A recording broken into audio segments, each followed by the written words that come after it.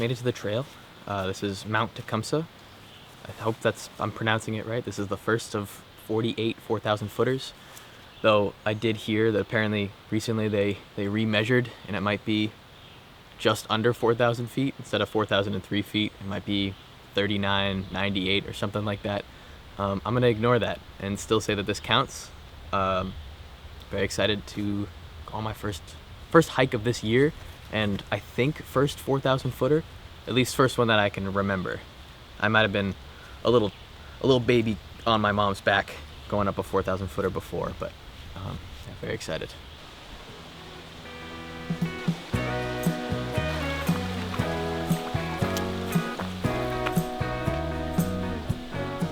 It really is like a lovely day for a hike. Probably better than any day I could possibly ask for this summer.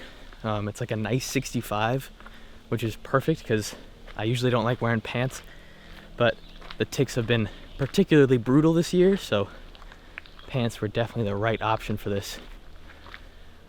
This should be a relatively easy hike, at least I'm hoping, because although I've been doing more exercise, I have not been doing a lot of cardio, which hence the hiking the 48 4,000 footers. But it's nice. I'm really excited. It's really such an insanely nice day. I mean,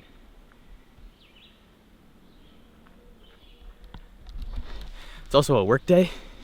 I took the day off, which means that there's like no one on this trail, which is nice, but also hopefully I don't get lost or hurt.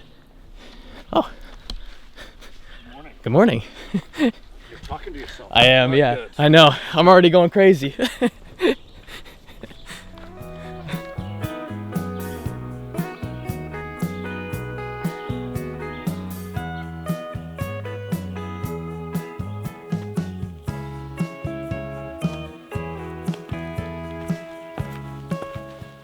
About a mile in, looks like there's a view this way. Mountain keeps going up this way, but I mean, let's check out the view, right?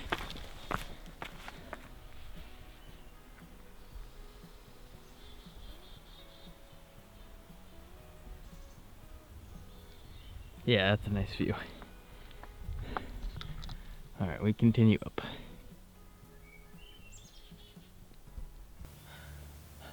About halfway.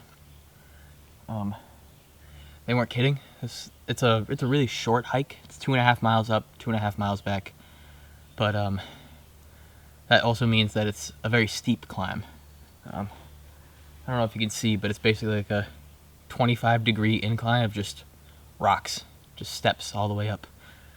My stamina is not where I thought it was.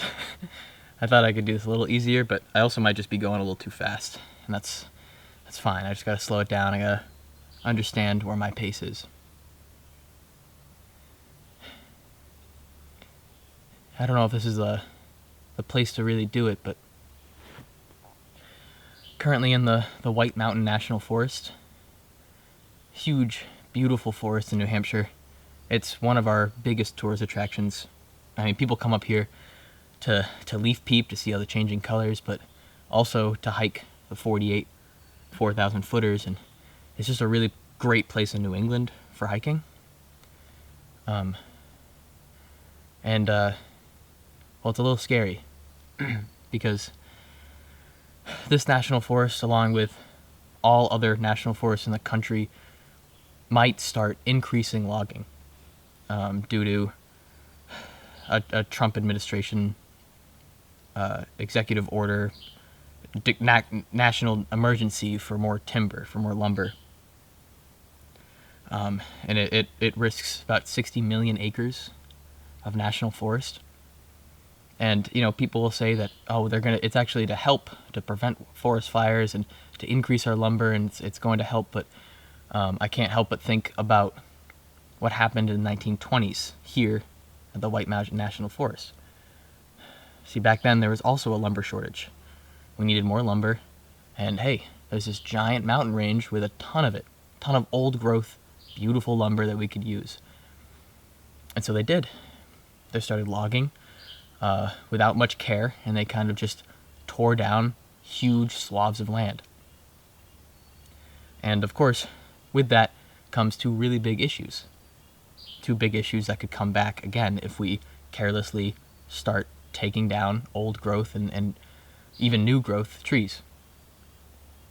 And that's one, forest fires, which I know sounds counteractive.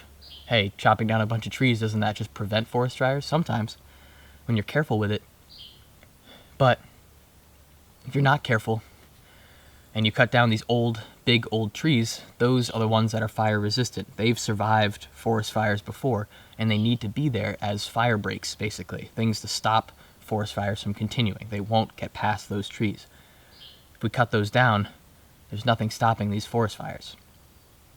Additionally, something that happens specifically here and other forests that are on mountain ranges, you take out the trees, you also take out the root system.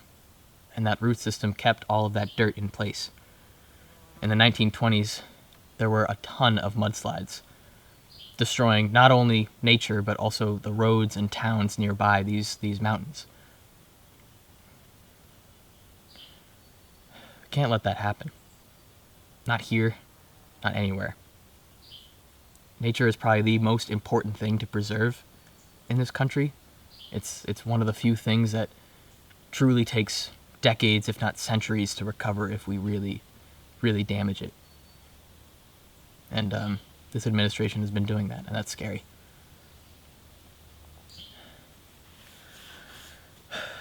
But I think we can get through it. I think we've been pushing back, and I hope that it's going to be enough. Alright, enough doom and gloom, enough rest. Let's get to the top of this mountain.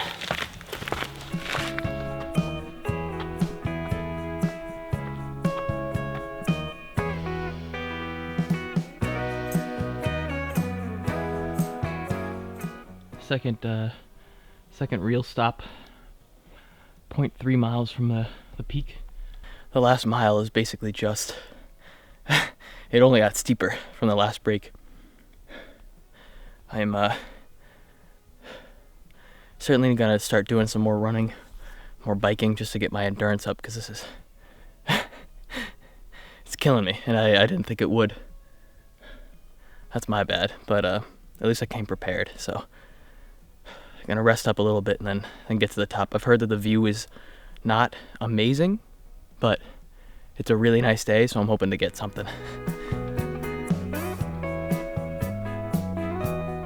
Alright, there's a little bit of a loop at the end, so I can go up and around this way or up and around that way. I think I'm gonna start going up. I'm hoping that this will be easier on the way back. We'll see. It's been pretty flat so far, just to get to this part.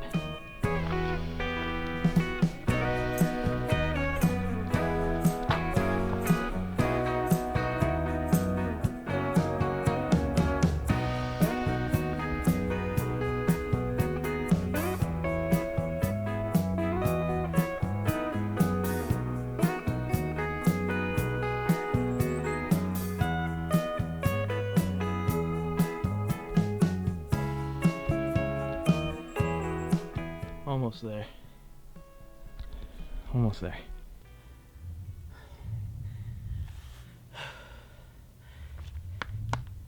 First 4,000 footer done. Listen, I understand the trees, but this is a great view. I don't know. First, boom. There's the top. Second,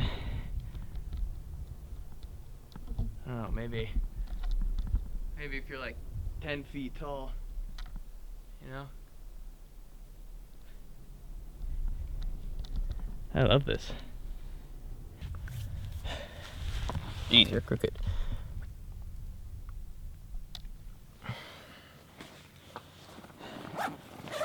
Alright. My wife packed me a lot of food, which I appreciate very much, thank you. And she's gonna be really mad if I don't eat it. I'm not particularly hungry, but it is food time. wasn't too bad. There were definitely moments where I was struggling. I think my highest BPM was 193. That's not good. Not very healthy of me. But the more I do this, the lower it'll be on average, right? I hope. Anyway, I'm not gonna film myself eating, but I will eat this. Hey. That's okay. Hey, here. That's yours. That's yours, buddy.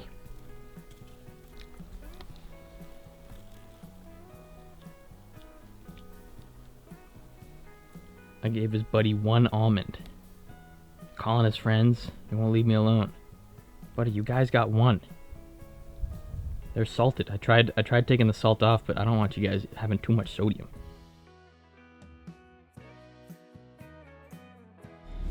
Mt Tecumseh is done. It was a nice hike. It was very steep and a lot of stairs, which was brutal going up, but really nice going down. I didn't really film much of going down. I took some photos, which I'll share, or have already shared, depending on where I want to put them in the video. It was great. Not the best view, like they said, but also not bad. Really enjoyed it. Would probably do it again with other people. I wouldn't do it solo again, just because it's not worth it to do it alone, for me to do it again. But if you haven't and you were thinking about doing it, I say it's worth it, especially because it's not too long. I mean, it's not even it's just past 1:30. I left at 8 a.m. so I got here around like 10 or so, or 9:30, 10. So what, less than 4 hours? Not bad. I will say though, in the middle of going down, I got a little notification saying I made 10,000 steps, and in the middle of that animation of like the foot going down, the Fitbit just shut off. It was at 94%. I'm not sure what happened. If the sweat broke it, that's crazy. Not even that old. I haven't used it that much. So that's a little upsetting, but also not a big deal. Yeah, it was great. I'm excited to continue doing 4,000 footers and continuing to document them. All right. I'm gonna do a bit of a walk back.